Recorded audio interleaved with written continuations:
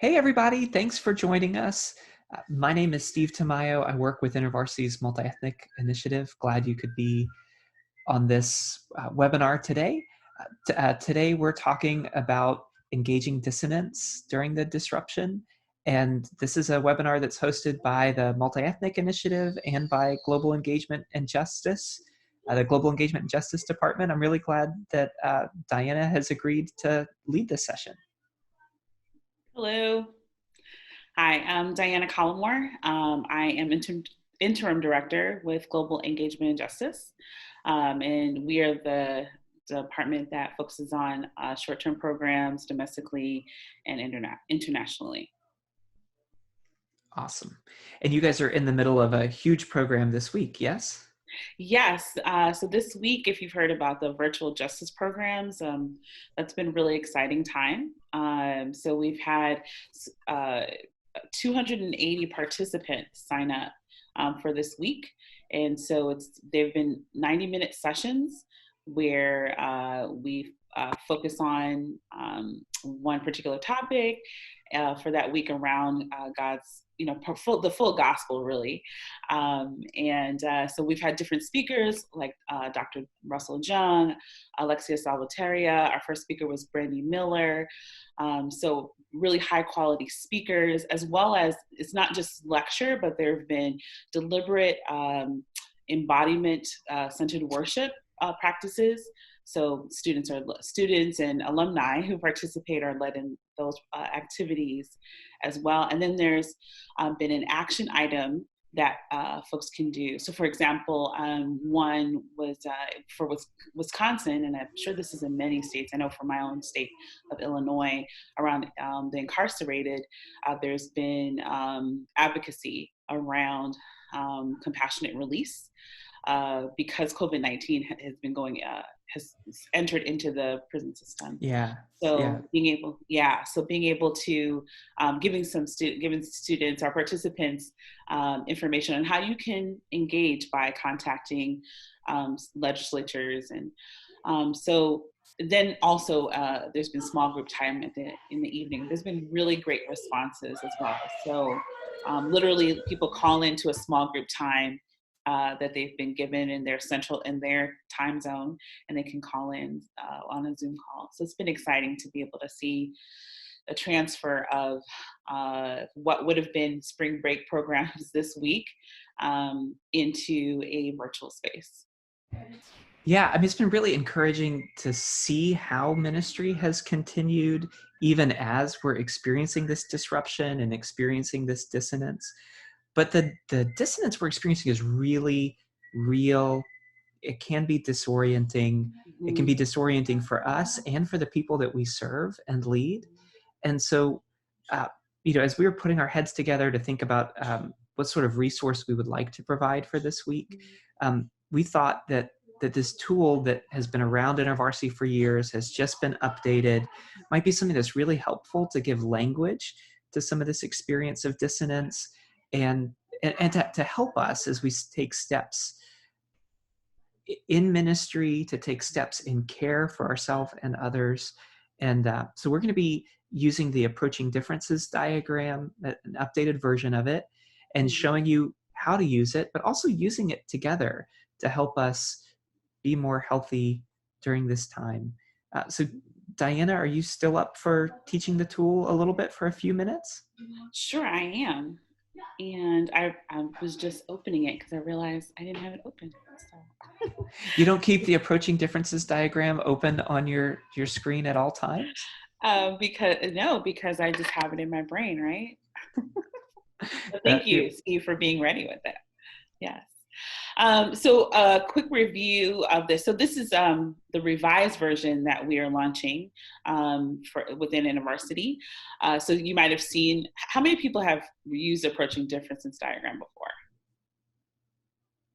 Okay, so two people, or 1.5. And so this diagram is about how do we engage when we enter into a situation, a new situation, or even as we do any relational piece. And so it was really started as we think about cross-cultural pieces, as we enter in domestically or internationally somewhere, into the relationships. So we have differences of understanding or culture, but it also works in settings in which are relationships, right? We're entering into new relationships internationally or domestically, in a different part of the country. So this is also something that we can use in our families and with our organization. And so maybe you've heard people talk about the green line and the red line. So the idea of a shorthand of thinking about, and how am I engaging in relationship? So we all experience different dissonance, right? So dissonance, that feeling of discomfort, disharmony. And we have these feelings of frustration, maybe. There's some kind of tension, really, is what dissonance is. Some kind of tension with what I'm experiencing and what I'm witnessing. We all experience dissonance. And so there's a way that we can choose to enter into that dissonance that we experience. We're always going to experience dissonance, no matter what. If we're not experiencing that, usually something's wrong. But we can be open, as in trusting, curious about asking questions, open to the new experiences, open to something different, a different way of doing things. Or we can be entering in closed, as in my way is the right way. I don't, there's only one way to do that. Not asking questions, but only looking to experience it in the way I do things. And so when we enter in open, we can experience the dissonance. We can be curious. Okay, so let me see.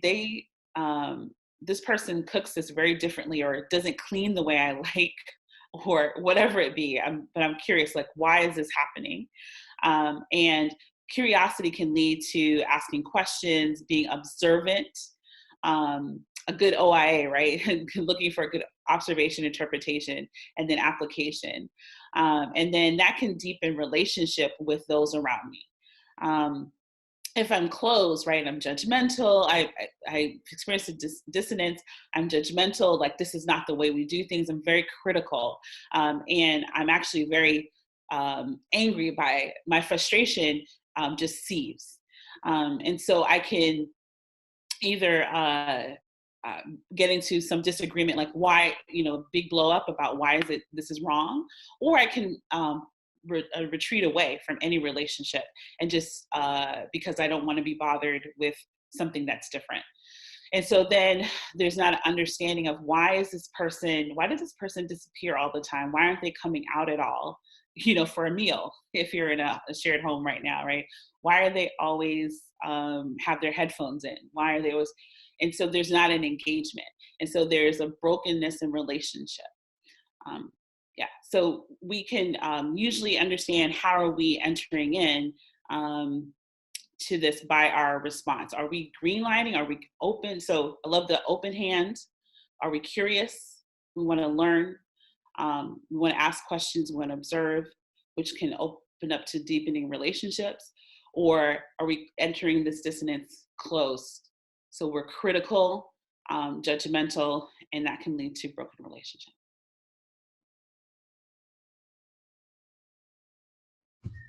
That's fantastic. That's fantastic. I did it. I did it. I left myself on mute while talking. That's awesome. That's why there's grace in all of this. Absolutely. Absolutely. Well, here's what, as Diana and I were planning this, we thought it might be good for us to pause right now and to take just a moment to reflect on this question right here. Sorry, I have to find it so I can share it. So the question is going to be, where are you experiencing the red line today? And let me drop in the chat. So there's a Google Doc in the chat. If you're watching this later, you can just answer this question for yourself. You can journal about it. You can stop and talk to someone about it. If you have a cactus in the room, the cactus loves hearing those stories. So hop on over to the doc and if you want to share your name, you can. But go ahead and just reflect. Where are you experiencing the red line today? As you can see, in this time of disruption, there's a lot of grace, right? And I think that's a major piece as I think about the approaching difference diagram. And it's not, and it's a tool, it's a resource to help us process our experiences, right? And there's a really great shorthand on my redlining or my greenlining. But also recognizing that dissonance and disruption are two different things, right? And so in this time of disruption, and disruption meaning because disruption has become been a cool shorthand pre-COVID-19 of just totally changing things, right? And literally disrupting the normal. And now we've all experienced globally disruption of the normal.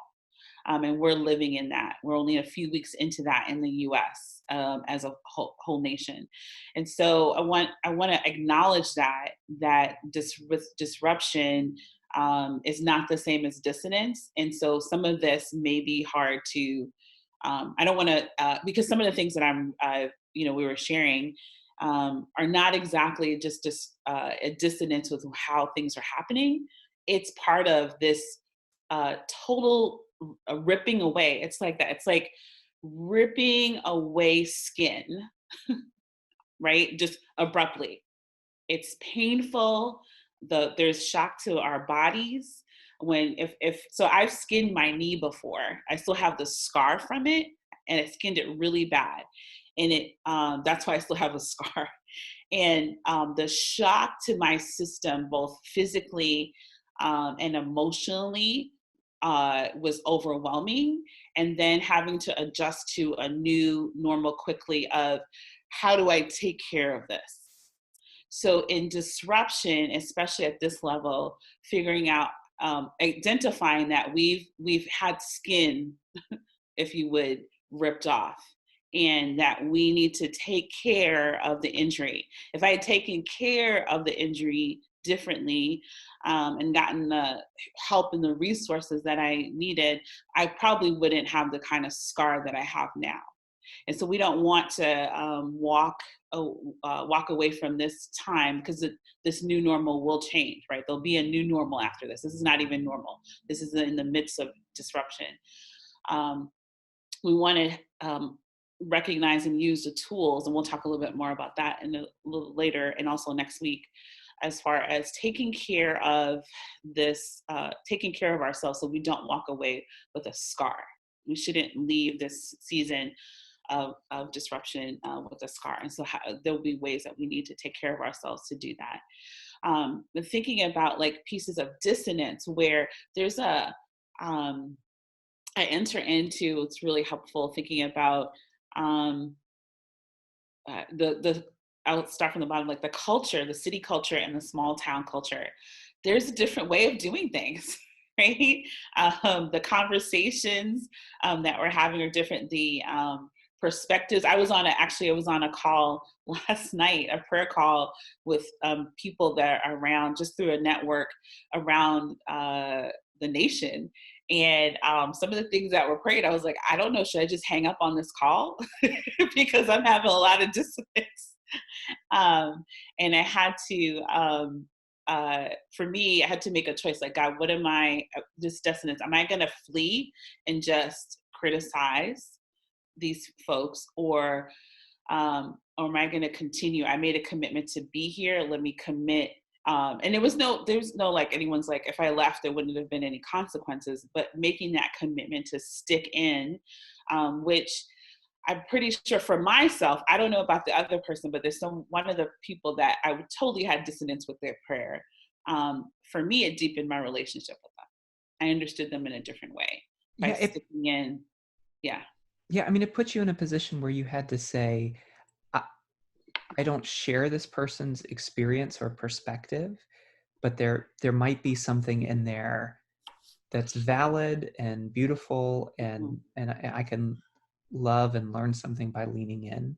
Yes. I mean, it's one of the hardest things to do when you're experiencing dissonance. Exactly. It's really hard to continue in that vein. And so we can use our the tools, we've been given these tools, right, of fight or flight. They're a part of our um, mechanism of how our thought process works. So those are medical, those part of medical, our biology, if you will. Um, but we've also been given the gift of the Holy Spirit as Jesus followers. And so how do we lean into the Spirit to be able to figure out how can I listen? How can I enter in with curiosity into the difference that I find in our cultures, or frustrations with family members who, especially in these family members or roommates, that we do things differently, things that I could escape from, we could escape from the person before and just leave whenever we wanted to, the little things that irritate us, but now we're all together. So how do I enter in with that? Is there an opportunity now that, a key thing is I find myself redlining and being continually frustrated by this thing. Do I ask questions to myself and allow the Holy Spirit to ask me questions about why am I feeling this way? And is there an opportunity to think differently about the situation? Or it may be that there needs to be a conversation. So part of that is asking questions about, maybe why are you doing this way? Or have you noticed? Or I've been feeling this way. In I statements rather than you are doing. Yeah, what it does is it takes the problem, Mm-hmm. and it says, so there's this thing that's happening out here. There's Mm-hmm. also this thing that's happening in here, and Mm-hmm. this is the part that I can really influence. Yes. I can try to influence this part, but maybe I shouldn't. Like maybe there's this thing. Eugene Peterson, in one of his books, he says that anger is like a check engine light. It tells us perfectly that something's wrong. It doesn't tell us if the thing that's wrong is in here or out there. Yeah. And at least for me, a lot of times my red line experience is often connected with anger. Now it's not always. There are times where I green line and Yeah. there's anger too. Like it's not Yeah. anger, I'm not going to knock anger as an emotion. It's a No, great emotion, that's but right. yeah, I wonder if some of what I'm reading in people's sharing is Mm-hmm. some anger or frustration, Mm-hmm. with noise levels or a lack of Mm-hmm. engagement or a lack of Mm-hmm. healthy engagement. Mm-hmm. Um, are you seeing some of that in there also, Diana? Yeah. So I think that's the right. Curiosity, having the open hand of curiosity, right? Steve will draw me out of myself to engage beyond what I think my limits are, my own predetermined limits. But the open hand says, the critical part will say, I've determined my limits. Now, we need to have balance, right? And we need to find rhythms that will make us healthy. And I think we're going to talk about that a little bit, but yeah. We are. Yeah. Well, and so so maybe one last thread to pull Mm-hmm. on kind of people's sharing. I would love to hear your thoughts on this, Diana. Mm-hmm. And then we'll transition into Mm-hmm. really, structured interview where we teach the tool. Um, and some of this is what I shared, right? But I see some other people saying this too, is that there's Mm-hmm. some like redlining with myself, Yeah. like the thing that I am close to, critical of, the relationship that's being broken is my Yeah. relationship with myself. As my Yeah. productivity goes down, as my control over my own schedule goes down, I just what wisdom would you have for Mm-hmm. dealing with our messy selves in this messy situation? Yes. I think again, it's when we are always our hardest critics, right? And I know for myself, I'm my hardest critic, excuse me, and usually it's because I've been comparing myself to someone else or some other set of standards that I think are I admire, or I see. someone else's productivity, if you will, or I see someone else being exalted, actually, right? Like by others, like held up as the example that we need to follow, right? Um, and or they've gotten a leadership role or whatever it may be, that it looks like that's the standard I need to meet. I don't know that person's story. And I don't know how much they struggle to even do the thing that seems so great. Or so a lot of times there's some kind of outside pressure. Sometimes there's outside pressure that we feel like we have to output in a certain way. And a lot of times it's our own design of what a standard should be, of what productivity, quote unquote, productivity looks like.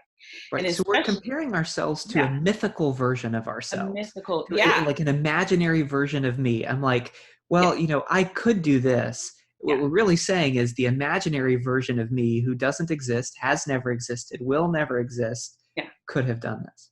And especially if we, in a different time, we also need to remember what context are we in, right? And is this an opportunity to lean into more of who God actually wants me to be? To so as I think about, like, it's in a time of disruption where we're in a place where we been been purposely put into limitations, right? And so we are limited in that. And we're also, if we're not taking care of ourselves and creating our own rhythm, creating a rhythm, some healthy rhythms for ourselves, we can be working, quote unquote, from 8 a.m. to like 9 p.m. and not got anything done, except cycle through the same emails or whatever web pages over and over. So there's two things: remembering what our contexts are we in at this time, and honoring that. I think that's important. And then also recognizing, why am I critical of myself? Did I come in critical and having a dissonant so we're always going to experience dissonance of what I want to be. And I think that's even outside of disruption. There's what did Paul say? What I want to be. He talks about that. And what he Right. I do wanted not to do what do, I want to do, want but what I do to not want to do, I do. yes. Yeah. And so how do we not live into the created self, the created, like, oh, this is who I'm supposed to be, and how do we accept who we are, and even our levels. So it's really helpful. I have a mentor, and we were just talking recently about times a day. So I found in this disruption period that my productivity time is actually better later in the afternoon, late afternoon into evening, than early morning, right? And can I be okay with that, because things are being done? So Yeah. Yeah. That's fantastic. That's fantastic. Well, we're going to try to reserve some time at the end yes, for kind of Q&A. I realize in this online environment that that people may feel more comfortable sharing questions in the chat. So if you have questions for Diana, share them in the chat. I don't want this to be like Steve's the only one who gets to ask Diana questions. So if you have questions, you can share them in the chat, or you can just share in the chat, I have a question I would like to ask Diana, and in which case, I'll invite you in and you can share the question. can I add to that? That would really help me, because like, hearing yourself keep talking, you're wondering, how is this resonating with anyone? Is it confusing? Yeah, so it would really help. All right. Okay, great. Well, we did have a few minutes. We're going to do a structured interview, and I'm going to need to pull up my interview notes. And what we wanted to do was to engage the tool and to show some thoughts as to how this tool could be particularly useful to us in this time. So so here are the questions. So we're going to start with this one. So Diana, can you tell me a little bit more about dissonance? what it is and how to know that you're experiencing it. Okay. So I think the simplest way is to think about dissonance is it's that tension that I feel with what I'm experiencing or witnessing. There's this disharmony.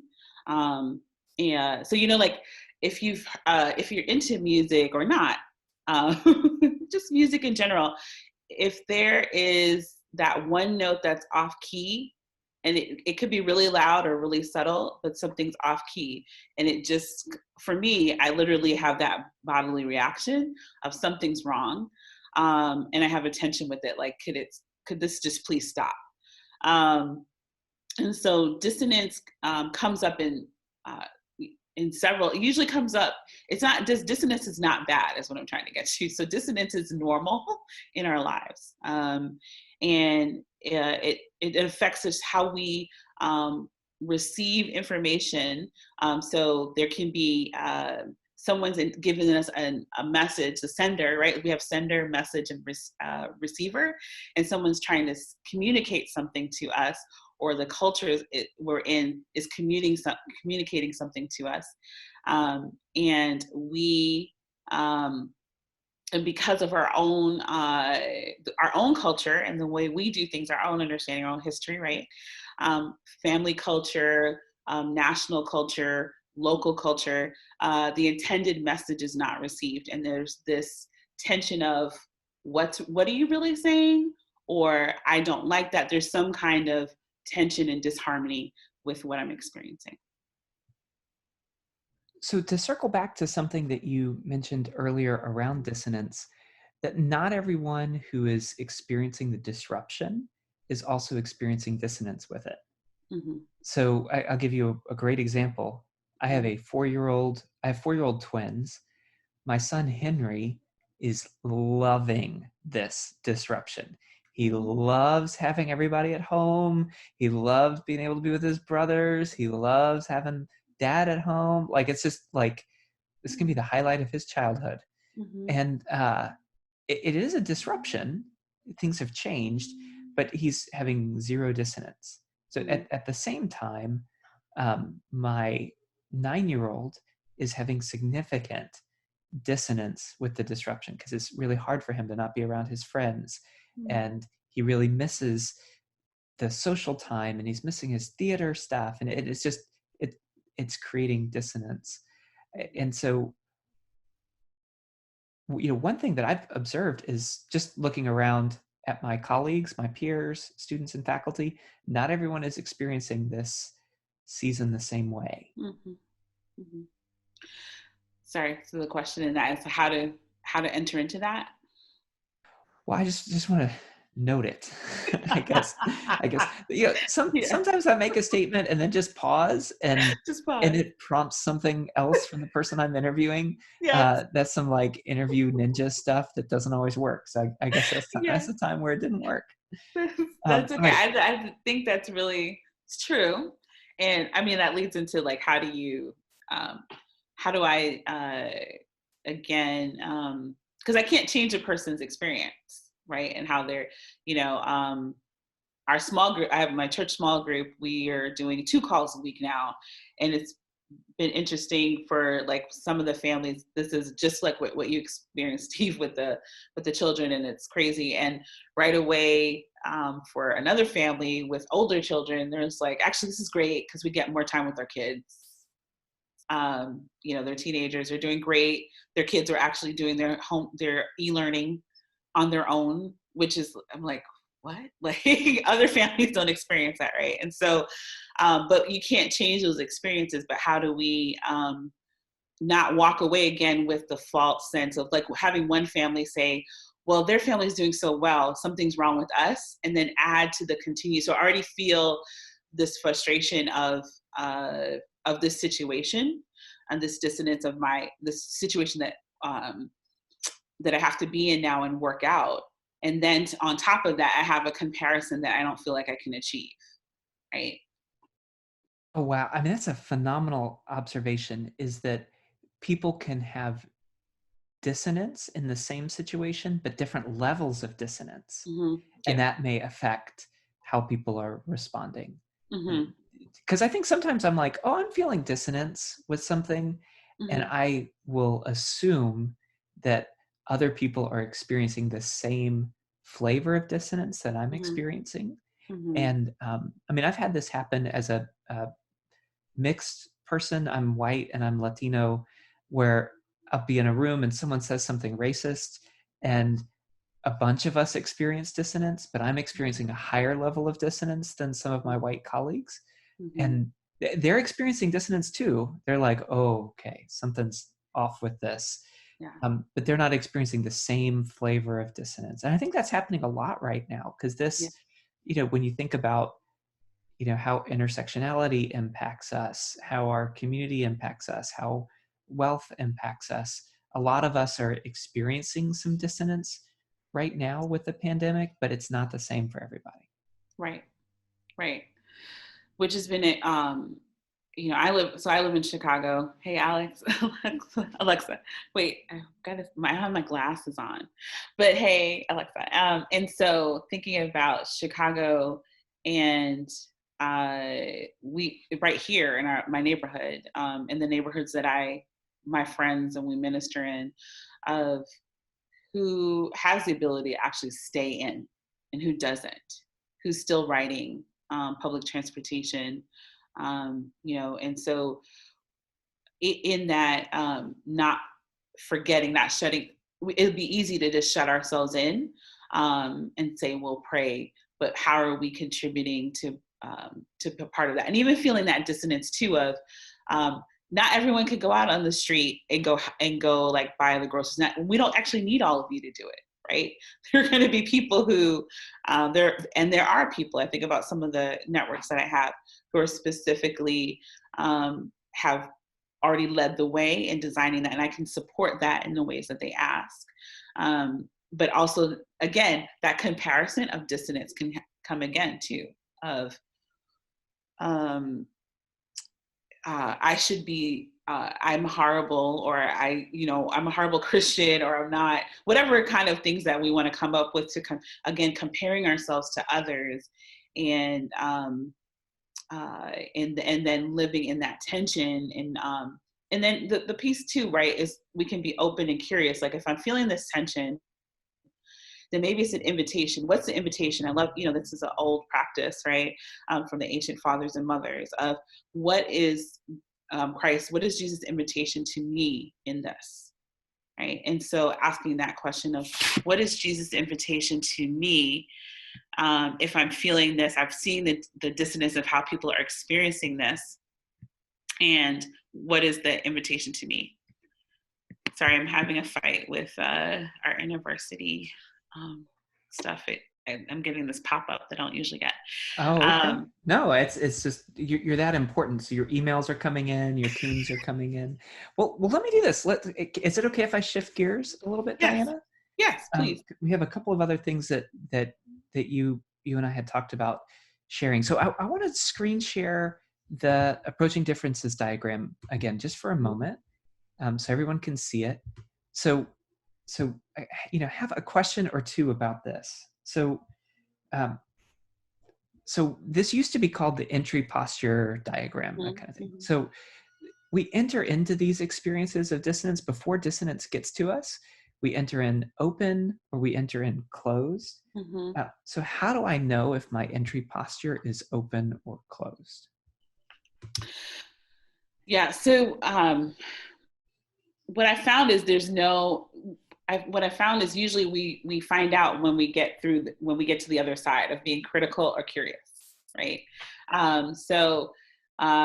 Usually, but what we can have is a mindset that we are going to be that we're going to be open. So we're reminding ourselves. Usually, it's I've experienced something, and I realize I am so frustrated. Okay. Sorry. No, it's okay. We got you back. Okay. We lost you. We lost you at I am so frustrated. I'm assuming you were going to say I'm so frustrated with the internet right now. But well, actually, I wasn't. But yeah, we won't name a certain provider that's difficult in my neighborhood. sorry, the short of it is, I'm trying to make this shorter, is we usually know where we find ourselves on the other side of dissonance on the chart. And then we have to realize, wait, am I being super critical about this, or judgmental? Have I retreated? Or am I asking questions like, why is this happening? Or, you know what, actually, can we do this a different way? Maybe I can adapt to the way my roommate loads the dishwasher, or forget about my specific way of folding towels, or, pieces like that. Or I need to just have a conversation of, could we do this differently? Even with our coworkers as well, right? Of truly asking questions with the openness versus like a criticism of trying to prove how wrong you are. Yeah, no, I think that's really, helpful. Well, what do we do? What do we do when we find ourselves on the red line? So Mm-hmm. if I'm on the red line, am I stuck on the red line forever? Mm-hmm. If I hop on the train on the red line and I get all the way out to the suburbs of broken relationship, do I have to live there, or can I Right. go back? What does that look like? Right. So we always need to, I think what happens is we can stop and ask ourselves questions, and I'll roll this into the other question about for someone else, is questions when we see someone else or for myself on the red line, is we have to recognize it. Like, where am I at on this? And so because I can justify my emotions of being frustrated and why the other person's wrong, or why the situation is wrong. And even when, which is really hard, like one of the comments about even having different understandings of COVID-19 and how serious it is. Um, there needs to be a pause of why is this tension either causing me to totally disengage, or to be critical and super angry. And so I have to ask that, and then ask God to help me ask those questions so that I can be open to learning, like understanding the perspective of what might be feeding into this other person's perspective, why they have that, a different view. And it doesn't mean that I have to change my view on that, because it doesn't always mean that I have to change my view, but it helps to be able to enter in. Deepening relationships, right, is what we're after. And so if I can enter in with curiosity, versus the being critical, right, which is different than critique, but being critical distances us. Right. So you That's can a really at the same time say, you should, I'm a Floridian, right? mm-hmm. So like at the same time I could say to someone, you should not be on the beach right now, and say, I'm interested in knowing why you're on the beach right now. Like, you shouldn't be on the beach right now, but like, why are you doing that? Like, help me Yeah. understand. Like, maybe you know something I don't know, or maybe our relationship could deepen by me respectfully um, inviting you to share your Right. opinion. I think that difference between being critical and kind of critiquing, Mm-hmm. that's a very important distinction. I think sometimes it gets lost in moments like these where we get Yeah. focused more on being right than remaining connected and being Yes. loving. And to say that actually you can be right and loving at the same time. Yes. I like that. I'm going to write that down. Well, That's this is being recorded. So Alexa has a good question. yes, I'm going exactly. to repeat it so that Yeah. people who watch this later, because they're not going to be able to see the chat. So, so, so here's the question: are there spiritual disciplines or scripture that are helpful for transitioning from red line to green line, rather than just trying harder? I think you put your finger on the pulse of something really important, because I think Yeah. a lot of times we just try harder, and it just doesn't work. So, Diana, what are some spiritual disciplines or scripture that are helpful for transitioning? Yeah. So I think overall, putting some rhythms in our lives is really helpful, especially at a time of disruption. Um, but I think in general and simple. I'm not one of the things I wanted to share this so it doesn't get lost in the is especially at the time like this, even having a simple piece will be a simple way to engage. So I want to share I'm hoping this will work, but it won't. So what we're going to do is I'm going to share, um, and hopefully Steve can pull it up for us, this link, because Zoom is not fully.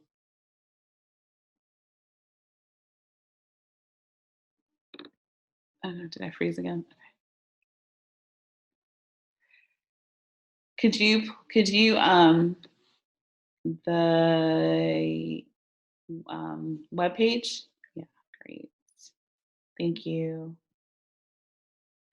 You can scroll up. I find this particular prayer. I wanted to get this in. It's a prayer.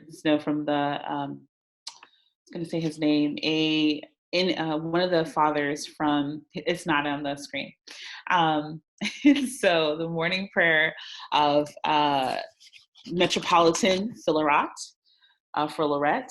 He was in Moscow, so from the Orthodox Church. And so this is a prayer that I found when I was on sabbatical several years ago, and I've kept a copy in my journals, and I go back to it. So I've gone back to it now in this time. And so it says, "Oh Lord, grant me to greet the coming day in peace. Help me in all things to rely on your holy will. In every hour of the day, reveal your will to me. Bless my dealings with all who surround me. Teach me to treat all that comes to me throughout the day with peace of soul and with firm conviction that your will governs all. In all my deeds and words, guide my thoughts and feelings. In unforeseen events, let me not forget that all are sent by you. Teach me to act firmly and wisely without embittering and embarrassing others. Give me strength to bear the fatigue of the coming day with all that it shall bring. Direct my will, teach me to pray, and you yourself pray in me. Amen." So that's one of the resources of just even going back to that simple prayer each morning is a really helpful resource. I think the other recommendation I would say is asking Jesus, what is it when I recognize in myself that I'm redlining? Jesus, what is your invitation to me in this? It's a simple way. Yeah. Yeah. One of the things I love about that prayer is that it is a move before you hit the dissonance of the day. Mm-hmm. It's a move towards openness. It's a move towards saying, I want to be open, and acknowledging that we're going to need help to be open so that we can stay on the green line, to be open, to curious, to move towards deeper relationships throughout our day. Yeah. It's just acknowledging, Mm-hmm. I don't have the power on my own. Jesus, I need you to do this work in me. If you're watching this on the YouTube, we'll have the link to this prayer in the show notes. So please check it out there. Some things that I do, I don't know if this would be helpful, but I do some journaling every morning, just to put myself in a posture of openness. I kind of think through the day that's coming up, and we'll kind of pray through the day a little bit more specifically. So I have my Outlook calendar open and my journal open, and I do that. So that's kind of an attempt before the day gets to me to be on the green line. Mm-hmm. And then one thing, just as an embodied discipline, when I find that I'm starting to redline, particularly in my ministry and my work. So if you're watching this, if you're a student and you're engaging in ministry, or you're on faculty, and you just start to feel yourself getting into that critical place, you start to see your relationships starting to fracture a little bit, I'll go for a walk. And we can't all do that. Like looks like it's freezing cold wherever, in Michigan where Alexa is. And I know some of you are in Canada. I imagine it's even colder there. And walking, some communities are not allowing walking right now, but just to take a break from whatever it is. And again, I realize that not everyone can do that with kids, with Mm-hmm. mobility, but there are various different ways that we can get a break from the situation. And because the Lord has placed us in our bodies, I think sometimes an embodied response is wise and helpful. Mm-hmm. Right, because we're going to have an embodied response either way, right? Oh, And that's so, good. That's good. yeah, we're going to either blow up at someone, or even if we don't actually blow up, we'll be imploding inside. And that comes out of our body. We feel the ailment or the fatigue. So something's going to happen in our body. So we can take the opportunity with the guidance of the Holy Spirit, right, to have some control over that. Yeah. Yeah. Well, let's do this. We've got one more question, Mm-hmm. and we have 5 more minutes. Yeah. And I'm just gonna be honest. This is not a 5-minute question, so Okay. I'm just gonna apologize to everyone for that. Um, so Diana, in just a few minutes. Yes. Sure. Um, so being open, being curious right now, it sounds wonderful until we up Periscope and think we're in the middle of this like global pandemic, and like, how do we be open and curious right now without being overwhelmed? Question. Um, so I go back to the rhythms, right? So and this goes the same thing as being overwhelmed and also being in a dangerous place. So there are times where especially if we are, think about for international students or students of color entering, people of color, staff of color, entering into different relationships and conversations, especially now as I think about Asian American, Pacific Islander brothers and sisters, right? That fight or flight, that's that kicking in is actually, that's part of that biology, right? And using it wisely, right? And that's different than having this just dissonance of even with the microaggression, those dissonance in that, those are that's a different situation of like, we're not just going to be curious about that. There needs to be, how do we, either sometimes we're not going to have a deepened relationship because the whole thing has not been an invitation. You haven't been invited into anything. I think the only way to be, Oh, one of the ways. whoa. Can we stop there for a sec? Because that is so incredibly important. So what I'm hearing, Yeah. and I agree with this, but what I'm Yeah. hearing, I just want to make sure we capture this, Yeah. is that there are times where, due to sin and brokenness, being on the red line is an Mm-hmm. appropriate response Mm-hmm. until reconciliation happens. Yes. Yeah.